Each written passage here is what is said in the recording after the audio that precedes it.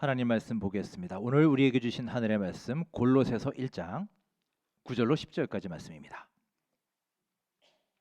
신약 324면에 있습니다. 골로새서 1장 9절로 10절까지의 말씀입니다. 1장 9절로 10절 우리 한 목소리로 합독하시겠습니다. 이로써 우리가 듣던 날부터 너희를 위하여 기도하기를 그치지 아니하고 구하노니 너희로 하여금 모든 신령한 지혜와 총명에 하나님의 뜻을 아는 것으로 채우게 하시고 주께 합당하게 행하여 범사에 기쁘시게 하고 모든 선한 일에 열매를 맺게 하시며 하나님을 아는 것에 자라게 하시고. 아멘. 오늘 우리에게 주신 하나님의 말씀입니다. 여러분 반갑습니다. 2026년 새해를 시작하는 첫 주일 신년주일 예배로 함께 드립니다. 작년 초에도 말씀드렸지만 새해 첫 주일 아침, 이 아침은 우리에게 그냥 우연히 온 것이 결코 아닙니다. 시간의 주인 되신 하나님께서 우리에게 선물로 주신 소중한 날이심을 기억하시기 바랍니다. 하나님의 귀한 선물인 2026년 하나님으로부터 여러분 한 분 한 분에게 전달된 이 새해가 여러분 모두의 삶에 참으로 복된 한 해가 되시기를 주의 이름으로 축원합니다. 자, 함께 서로 축복하며 인사 나누겠습니다. 잘 오셨습니다. 주님 축복합니다. 예, 새해 복 많이 받으십시오. 인사 나누겠습니다. 주님의 은혜와 은총 하루하루 충만하시길 소망합니다. 해마다 연말이 되면 교수 신문에서 전국의 대학 교수들을 대상으로 설문조사를 실시합니다. 그래서 소위 올해의 사자성어라는 것을 발표를 합니다. 작년 2025년의 올해의 사자성어는 바로 이것입니다. 보실까요? 34%의 득표율을 기록한 변동불거라는 사자성어입니다. 변동불거의 뜻이 아래에 나오죠. 세상이 잠시도 멈추지 않고 끊임없이 흘러가며 변한다라는 뜻입니다. 저도 이번에 새롭게 알게 된 사자성어입니다. 실제로 작년 한 해가 정말 이러했던 것 같아요. 하루하루 급변의 연속이었습니다. 누군가 그러더군요. 어제의 상식이 오늘의 과거가 되는 한 해였다. 정말 그렇습니다.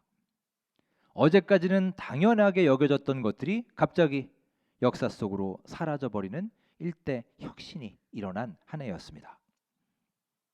헌정 사상 두 번째로 대통령이 파면되었고 조기 대선이 있었고 새 정부가 출범했습니다. 사상 처음으로 3대 특검이 동시에 가동이 되었고 사법체계 개편으로 인해 올해 9월이면 그 말도 많고 탈도 많던 검찰청은 역사 속으로 사라지게 됩니다.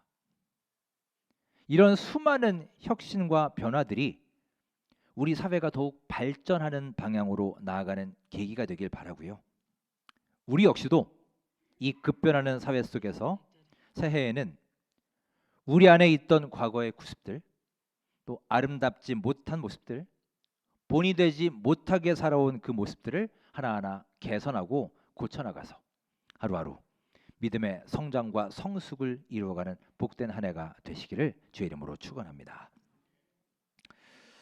2026년에는 우리 교회가 어떤 목표를 가지고 어떤 방향으로 나아갈 것인가, 새해 첫 주일 이 신년 주일에 여러분과 함께 나누고자 합니다. 자, 앞쪽에 배너를 보시면 올해 우리 교회의 표어가 나와 있습니다. 우리 한번 큰 소리로 같이 외쳐보겠습니다. 시작. 배우고 자라나는 교회. 네. 배우고 자라나는 교회. 이 표어처럼 올해는 우리 교회의 배움과 교육의 해로 정했습니다. 좀 더 쉽게 말하면 우리 공부합시다. 이게 올해의 표어입니다. 여러분 공부하자, 배우자 이런 말 들으면 어떠세요? 머리가 막 아파오시지 않으신가요? 네, 우리 자녀들에게는 손주들에게는 그리 공부하라 하면서 정작 우리가 공부한다 생각하면 힘들어집니다. 학교에서도 공부하라고 하는데 무슨 교회에서까지 공부를 하라고 하느냐? 혹은 내 나이가 몇인데 이제 머리가 굳어서 눈도 잘 안 보이는데 무슨 공부냐? 아마 이런 분도 계실 겁니다. 어느 순간부터 우리는 공부와 배움을 멈추고 여러 기계들과 장치들에 점점 의존하면서 살고 있어요. 저도 제 삶이 많이 그렇게 변해가는 것 같습니다. 책을 읽기보다는 핸드폰이나 인터넷 검색을 하면서 더 쉽게, 더 빨리, 더 간편하게 필요한 정보를 얻는 데 익숙해져 있습니다. 그래서 이렇게 대화를 해보면 많이 생각하는 거를 더 싫어해요. 그리고 글도 이제 긴 글을 잘 읽지 못하죠. 문자 같은 경우도 요즘 아이들은 한 5줄, 6줄 넘어가면은 벌써 질리고요. 그냥 짧은 영상이나 그림으로 소통하기를 좋아합니다. 얼마 전에 재밌는 그림을 하나 봤는데요. 보여주시겠어요? 이 그림의 제목이 뭐냐 하면 인간이 책을 읽어야 하는 진짜 이유입니다. 저 그림을 보시면 요즘 AI가 점점 우리 인간의 자리를 위협하고 있죠. 근데 정작 저 AI 로봇들은 열심히 책을 읽고 공부를 하는데 우리 인간은 뭐 하고 있나요? 다 핸드폰 보고 있다는 거예요. 그러니까 이 시대를 이제 책을 멀리하고 잘 읽지 않는 이 시대를 잘 보여주는 하나의 상징이라 하겠습니다.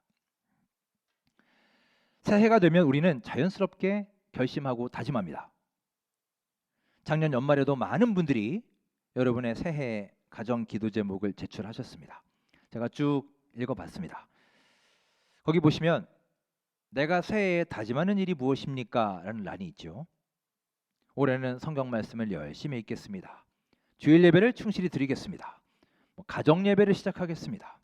새벽 제단을 쌓겠습니다. 말씀에 순종하겠습니다. 다양한 결단과 다짐을 적어주셨습니다. 한 장 한 장 읽다 보니 정성껏 기도 제목을 적어주신 여러분들의 그 얼굴이 떠오르고 그 마음이 느껴지면서 참 감사하고 흐뭇했습니다. 무엇보다 함께 기도할 수 있는 기도의 동역자가 이렇게 많이 계시다는 사실에 참 든든합니다. 그러면서 우리 하나님의 마음을 한번 생각해 봤습니다. 저도 이렇게 기쁜데 하나님께서는 얼마나 기쁘실까?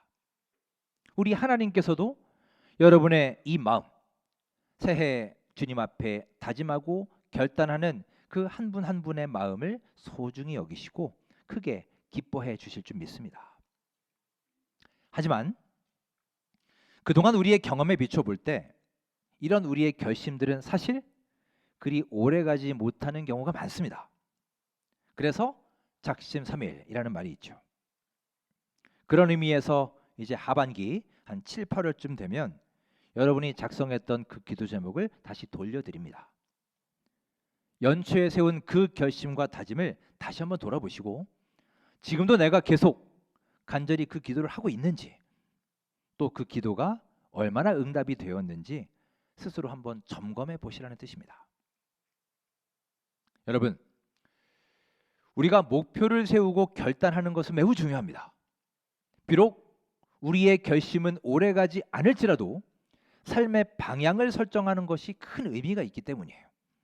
즉, 나는 어디를 향해서 가고 있는가? 무엇을 배우고 있는가? 어떻게 잘하고 있는가? 이렇게 인생의 방향이 명확하게 설정되어 있어야 우리의 신앙이 견고하고 흔들리지 않는 것입니다. 중간중간에 좀 약해질 수는 있을 겁니다. 우리가 다 연약한 인간이기 때문이에요. 하지만 그 방향성을 잘 유지하고 있으면 곧 회복할 수 있는 것입니다. 그런 의미에서 새해 첫 주 이렇게 올해의 표어를 세우고 함께 나누고 결단하는 시간을 갖고 있습니다. 올해의 표어, 배우고 자라나는 교회입니다. 이 표어는 단순히 배움만을 강조하는 게 아닙니다. 공부와 배움으로 끝나는 게 아니라 그 배움을 통해 지속적으로 성장하는 신앙이어야 한다는 거예요. 즉, 신앙의 성장과 성숙으로서 증명되는 배움이라는 더욱 깊은 신앙 고백을 목표로 하고 있습니다. 우리 모두 올 한 해 열심히 배우시고 그 배움을 통해 믿음의 풍성한 성장의 열매를 맺으시는 복된 한 해가 되시기를 간절히 소망합니다. 자, 오늘 본문은 사도 바울이 골로새 교회를 위해 드린 기도입니다. 그가 교회를 위해 무엇을 기도했는지 한번 볼까요? 자, 9절 말씀을 함께 읽으며 간구의 내용을 살펴보겠습니다. 읽겠습니다. 이로써 우리도 듣던 날부터 너희를 위하여 기도하기를 그치지 아니하고 구하노니 너희로 하여금 모든 신령한 지혜와 총명에 하나님의 뜻을 아는 것으로 채우게 하시고. 아멘. 이 말씀을 잘 보십시오. 바울은 가장 먼저 더 열심히 해라라고 기도하지 않습니다. 더 크게 성장하여라 이렇게 강조하지도 않습니다. 그가 제일 먼저 강조하는 게 무엇이냐? 9절 맨 마지막에 보세요. 하나님의 뜻을 아는 것으로 채우게 하시고 라고 했습니다. 즉 바울이 간구한 기도의 출발점은 바로 아는 것, 알매 있습니다. 무엇을 아느냐? 하나님의 뜻을 아는 것입니다. 즉 부족한 우리를, 공허한 우리의 마음속을, 이리저리 헤매이고 방황하던 우리의 삶을 하나님의 뜻을 아는 것으로 채우도록 기도한다는 거예요. 그게 첫 번째라는 것입니다. 여러분, 우리가 신앙생활을 하는 데 있어서 이 아는 것이 중요한가요? 안 중요한가요? 여러분은 그동안 아는 게 정말 중요하구나, 혹은 내가 잘 몰라서 정말 문제구나, 이런 것을 느끼신 적이 있으신가요? 전혀 없으신가 보네요, 여러분. 모르는 게 약이다 뭐 이렇게 사셨어요? 여기에서 안다라는 것은요, 단지 우리의 머리로서 아는 것, 지식이나 정보의 습득을 뜻하는 게 아닙니다. 오늘 말씀에서 강조하는 이 알은 관계적인 알을 뜻하는 거예요. 즉 우리의 삶을 변화시키는 알미고, 그 알미 우리의 순종으로까지 이어져야지 그냥 머리로 아는 수준으로 끝나버리면 아무런 의미가 없다는 거예요. 그냥 머리만 커지는 가분수 신앙이 되고 말 것입니다. 그리고 그것은 오히려 우리의 신앙생활에 방해가 될 거예요. 여러분, 우리 믿음 생활에서 이런 배움과 알은 매우 중요합니다. 배우지 않는 신앙, 알미 없는 신앙은 감정적이 될 가능성이 매우 높습니다. 우리가 열심히 예배를 드리고 교회 봉사를 열심히 해도요, 이 말씀에 대한 기초나 체계가 잡혀 있지 않으면 주변에서 어떤 소리가 들려오고 어떤 문제가 생겼을 때 그 상황이나 환경에 쉽게 휩쓸려 가는 거예요. 예전 교회에 한 권사님이 계셨습니다. 그 권사님은 신앙생활을 오래 하신 분이에요. 한평생 새벽기도 매일 나오고 정말 열심히 기도하시는, 기도에 본이 되는 분이셨습니다. 그런데 어느 순간 그분의 이렇게 말이나 결정을 보면 너무나 상식에 어긋나고 도저히 신앙인으로서는 할 수 없는 그런 언행을 할 때가 있습니다. 그냥 막말에 폭언에 욕설에. 그러면 교인들이 놀라겠죠. 저분이 도대체 왜 그러시지? 그 새벽마다 기도하시는 그분 맞는가? 놀라기도 하고요. 그분 때문에 시험에 든 사람이 한두 명이 아니에요. 저렇게 열심히 기도하시는 분이, 매일 새벽마다 기도하고 그렇게 하나님 만나시는 분이 어떻게 저럴 수가 있을까? 교인들이 좋은 영향을 받아야 되는데 오히려 그분을 보면서 신앙생활에 회의를 느끼는 겁니다. 그분의 위치나 신앙의 연륜이 오히려 주변 사람들에게 악영향을 미치는 거죠. 그래서 그 권사님과 좀 대화를 나눠보니 옆에서 누군가 계속 잘못된 정보를 심어주는 거예요. 그렇게 그분을 마음 상하게 하고 남들과 이간질시키고 이런 사람이 있어요. 전혀 말도 안 되는 얘기인데 또 그 말에 넘어가시더라고요. 이렇게 일정 시간이 지나면 자기 확신에 가득 차게 됩니다. 그때부터는 이제 조언을 해도 아무 소용이 없어요. 전혀 듣지를 않습니다. 왜 이런 일이 일어나느냐? 말씀에 기초가 되어 있지 않기 때문입니다. 배우지 않아서 그래요. 그분은 기도는 열심히 하셨지만 성경을 제대로 읽거나 성경 공부를 해본 적이 없으세요. 여러분, 이렇게 배움이 없거나 왜곡된 배움은 매우 위험합니다. 그릇된 확신을 심어주고요, 우리 믿음 생활의 방향을 잃게 만드는 것입니다. 최근에 제가 재미있게 본 예능 프로가 있습니다. 그림 하나 보여주시면, 필승 원더독스라는 배구 예능 프로그램입니다. 아마 보신 분 계실 겁니다.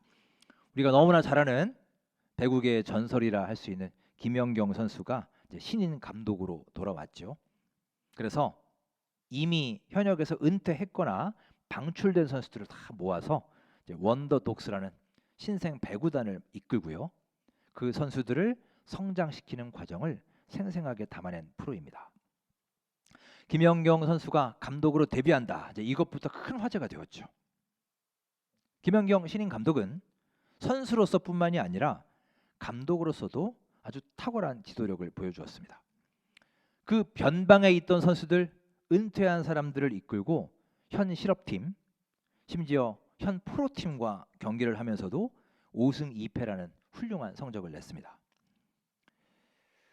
그의 뛰어난 리더십은 과연 어디로부터 오는 것일까? 물론 타고난 것도 있을 겁니다.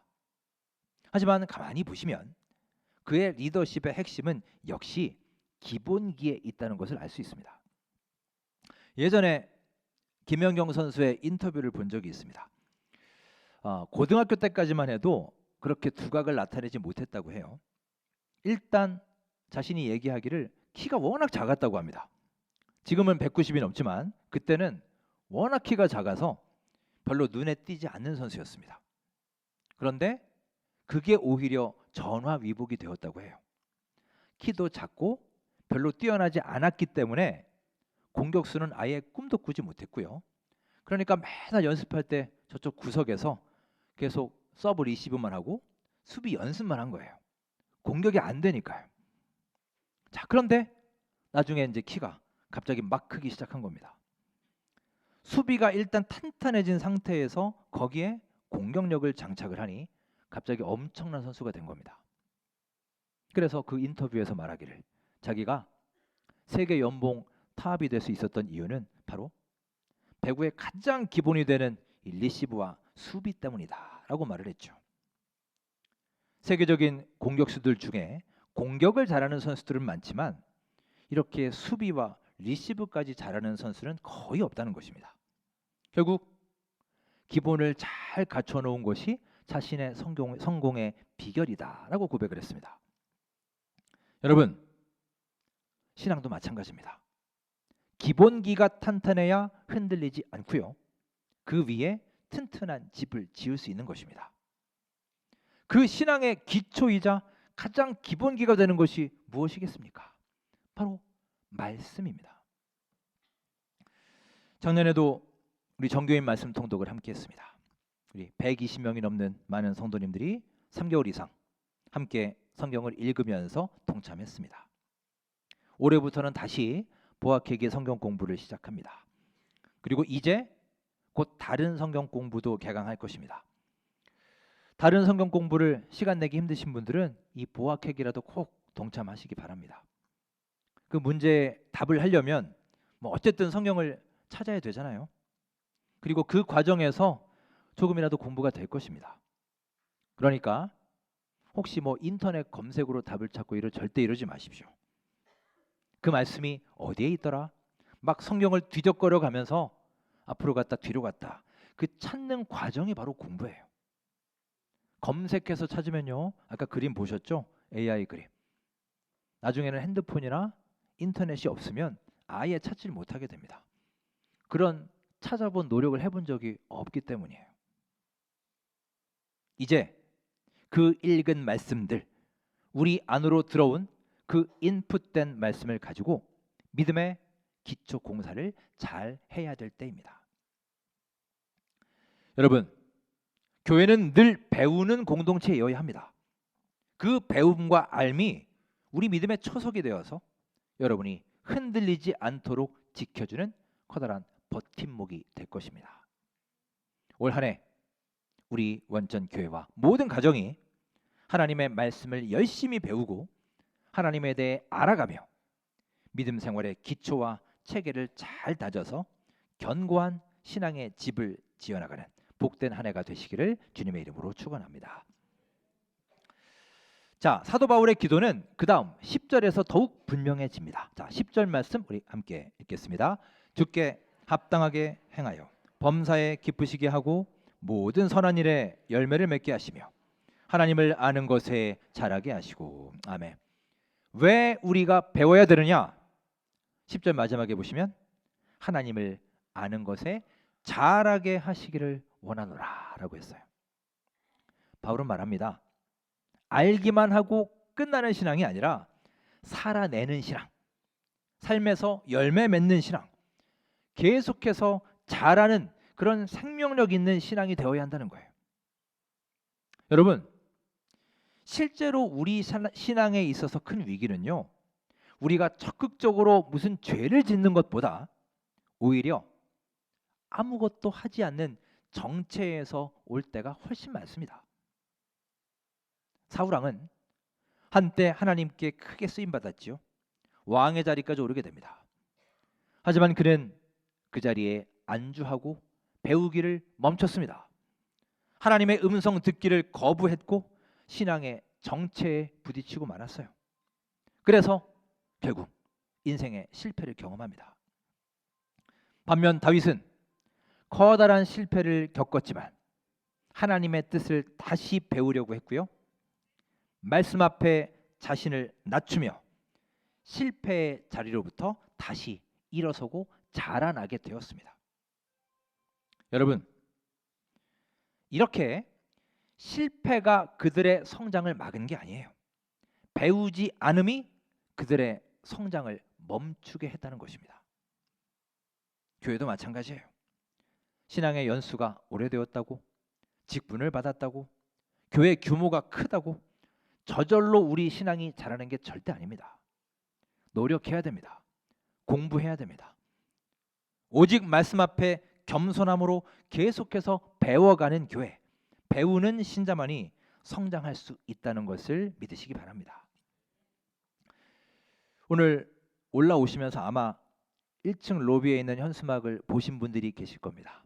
혹시 또 그냥 무심코 오신 분도 계실 거라 이렇게 보여드립니다. 저 현수막입니다. 올해 표어가 나와 있고요. 저 그림이 열심히 씨를 뿌리는 그림이죠. 또 오늘 새로 나온 주보 표지 그림을 보시면 아름드리 큰 나무로 장성한 나무가 나와 있습니다. 저는 이 두 개의 그림이 올해 우리 교회가 나아가야 할 방향이라는 것을 오늘 새해 첫 주일에 여러분 모두에게 알려드립니다. 저도 공부하겠습니다. 저부터 하겠습니다. 1월 초에 또 우리 장신대에서 워크숍이 있는데 열심히 배워서 또 교회에 적용하겠습니다. 우리 장로님들, 시물 장로님들, 원로 장로님들 할 것 없이 다 열심히 공부하시기 바랍니다. 성경 공부 다 참석하십시오. 시무 권사님들, 팀장들, 목자, 교사, 성가대 모두 다 이제 그 직분에 맞는 교육이 올해 이루어질 것입니다. 여러분, 오늘 바울의 말씀처럼 우리 교회와 그리스도인들은 계속해서 배우며 자라가야 합니다. 말씀 앞에 굳건히 서는 교회가 되길 원합니다. 말씀을 열심히 듣고 읽고 삶에 적용하는 가운데 말씀의 씨앗을 열심히 뿌리시며 신앙의 기초를 튼튼히 다지는 귀한 한 해가 될 수 있기를 간절히 바랍니다. 그리고 그 말씀이 단지 지식으로 끝나는 게 아니라 하루하루 우리의 삶에서 열매 맺는 살아있는 신앙이 될 수 있기를 원합니다. 마지막으로 나는 이대로가 좋습니다. 난 이만하면 됐습니다. 현실에 그저 머물러 정체하는 신앙이 아니라 장성한 분량으로 지속적으로 성장하는 믿음의 교회요, 믿음의 신자들이 될 수 있기를 주님의 이름으로 축원합니다.